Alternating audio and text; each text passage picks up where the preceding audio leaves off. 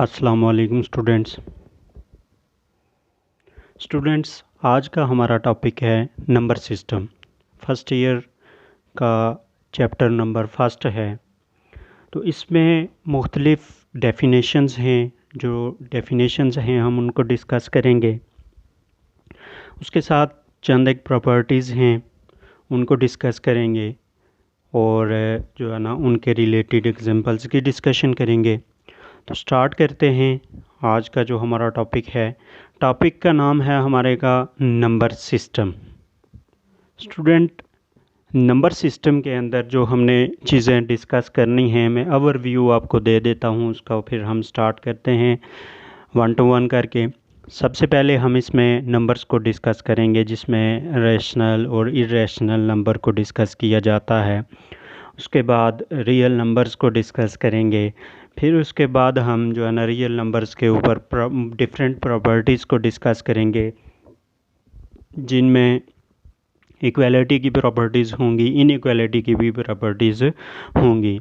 तो स्टार्ट करते हैं। आज का जो हमारा टॉपिक है नंबर सिस्टम, उसमें हम प्रॉपर्टीज़ को डिस्कस करते हैं। तो फर्स्ट हमारे पास डेफिनेशन है रैशनल नंबर। फर्स्ट हमारे पास डेफिनेशन है रैशनल नंबर। रैशनल नंबर क्या होते हैं?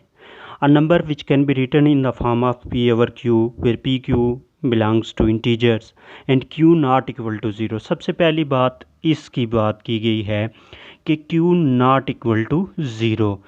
Q not equal to zero क्यों नहीं होना चाहिए? कि देखें, अगर आपके पास ये पी ओवर क्यू है तो पी ओवर अगर ये क्यू ज़ीरो का इक्वल हो जाए तो ये आपके पास फॉर्म बन जाएगी, और ये फॉर्म आपके पास अनडिफाइंड है, इसको हम डिफ़ाइन नहीं कर सकते। तो हम ऐसा नंबर नहीं ले सकते कि जिसमें क्यू ज़ीरो हो जाए और वो अनडिफाइंड हो। तो रैशनल नंबर क्या है? ऐसा नंबर जिसको हम पी ओवर क्यू की फॉर्म में ईजीली एक्सप्रेस कर सकते हैं, उसको रैशनल नंबर कहते हैं। तो एग्जांपल हम लेते हैं। For example 2/5। अब देखें कि ये 2/5 ये तो हमें नज़र आ रहा है कि जी ये रेशनल नंबर है क्योंकि पी ओवर क्यू के फॉर्म में लिखा हुआ है, लेकिन हम इस तरह इसको डिसाइड नहीं कर सकते कि ये रेशनल नंबर है या नहीं। हम इसको डिवाइड करते हैं। अगर 2 को आप 5 पर डिवाइड करते हैं तो आपके पास आ जाता है 0.4। ये बेसिकली हमारे पास जो असल हकीकत है इस रेशनल नंबर की वो ये होती है कि जब डिवाइड करके हमारे पास एक न्यू नंबर आ जाता है तो उस नंबर को दोबारा से हम वापस जो है ना पी ओवर क्यू की फॉर्म में कन्वर्ट कर सकते हैं या नहीं। अगर ऐसा पॉसिबल है, जैसे ये 0.4 है तो आप इसको पॉइंट की जगह, ये जो पॉइंट है इसकी जगह आप 1 लिखें और आगे डिजिट 1 आता है तो उसकी जगह आप 0 लिख दें।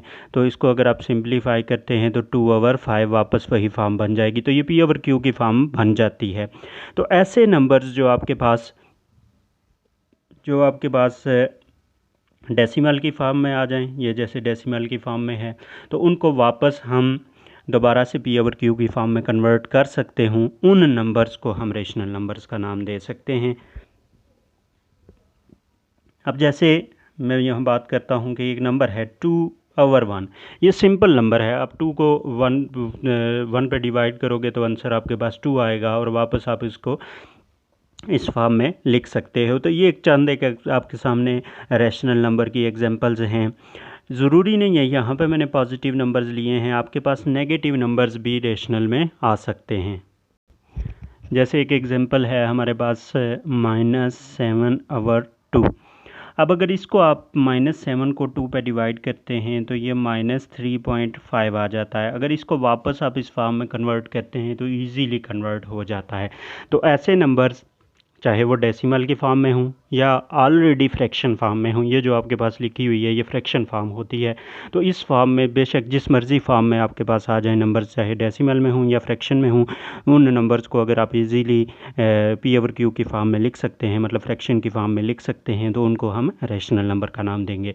अब हम बात करते हैं इरेशनल नंबर की, कि ऐसे नंबर जो पी ओवर क्यू की फॉर्म में नहीं लिखे जा सकते उनको हम इरेशनल नंबर कहते हैं। एग्जाम्पल लेते हैं इसकी। इरेशनल नंबर्स की एग्जांपल लेते हैं कि ऐसे नंबर्स जिनको हम पी ओवर क्यू की फॉर्म में नहीं लिख सकते। सबसे पहली एग्जांपल मैं लेता हूँ पाई। पाई बेसिकली होता है 22/7 और अगर इसको डिवाइड करें तो 3.1416 अप टू सो ऑन आ जाता है। अब ये इस तरह की फॉर्म बनती है। आगे चल के हम इन पॉइंट्स के बाद वाली डिजिट्स की जो टर्म्स बनती हैं उनको भी डिस्कस करेंगे। तो ये इस तरह की फॉर्म बनती है कि इसको वापस इस फॉर्म में लाना पॉसिबल नहीं होता, इस फॉर्म में पॉसिबल नहीं है। तो जब इस फॉर्म में इसको हम वापस कन्वर्ट नहीं कर सकते तो इस तरह की जो आपके पास नंबर्स बनेंगे उनको हम इरेशनल नंबर का नाम देंगे। इसी तरह ऐसे नंबर्स जो एग्जैक्ट स्क्वायर रूट नहीं बनते, जैसे ये स्क्वायर रूट 2 है, स्क्वायर रूट 3 है, तो ये जो ऐसे नंबर्स हैं इनका जब हम स्क्वायर रूट लेते हैं तो वो पॉइंट्स में आपके पास आ जाता है। तो इन नंबर्स को आप इरेशनल में ले सकते हैं। तो स्टूडेंट, हमने दो डेफिनेशंस डिस्कस की जिसमें हमने रैशनल और इरेशनल नंबर का डिफरेंस देखा। अब हम नेक्स्ट डेफिनेशन लेते हैं।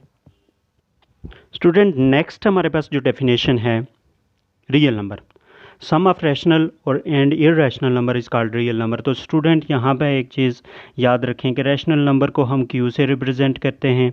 ये यहाँ पे मैं इनकी रिप्रेजेंटेशन आपको बता देता हूँ नंबर्स में, आप डेफिनेशन में इनको ऐड कर लीजिएगा।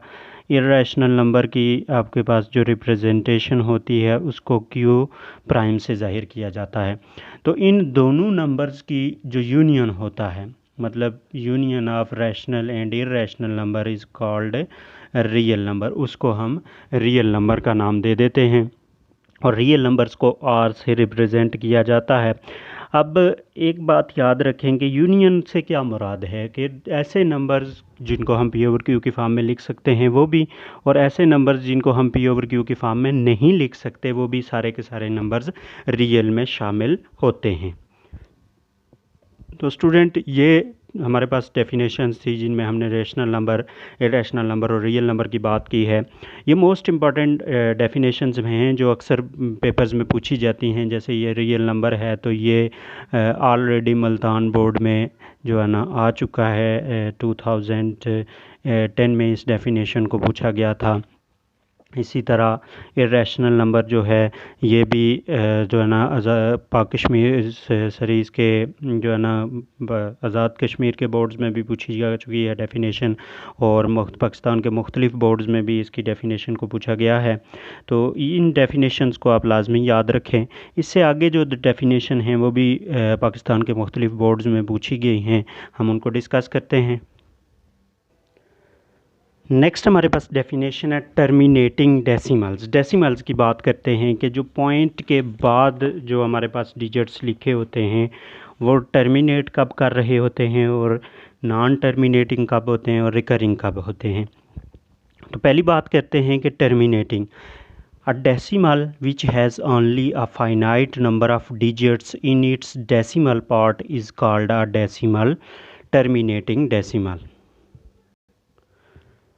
टर्मिनेटिंग डेसिमल क्या है कि ऐसा नंबर, जैसे मैं एक बात करता हूँ कि 2.4 या मैं लिख देता हूँ जी 6.876। अब जो इनका डेसिमल पार्ट है, जो पॉइंट के बाद वाला पार्ट होता है, ये पार्ट या ये पार्ट, इसको डेसिमल पार्ट कहा जाता है। पॉइंट के बाद वाला जो पार्ट होता है उसको डेसिमल पार्ट कहा जाता है।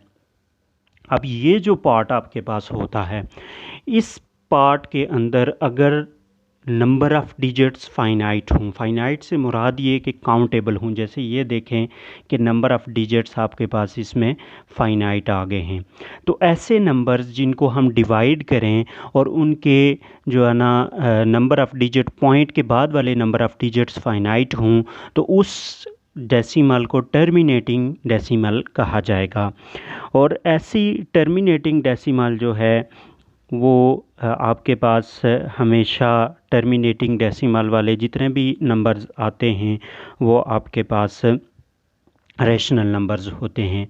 तो ऐसे नंबर्स को हम रैशनल नंबर्स में इंक्लूड करते हैं। ये बात आपने याद रखनी है कि ऐसे नंबर्स जिनकी डेसिमल फ्रैक्शन में नंबर ऑफ़ डिजिट्स जो हों वो फाइनाइट हों, वो टर्मिनेटिंग डेसिमल्स होते हैं, और टर्मिनेटिंग डेसिमल्स जो जिन नंबर्स में टर्मिनेटिंग डेसिमल्स बनते हैं वो रैशनल नंबर होते हैं।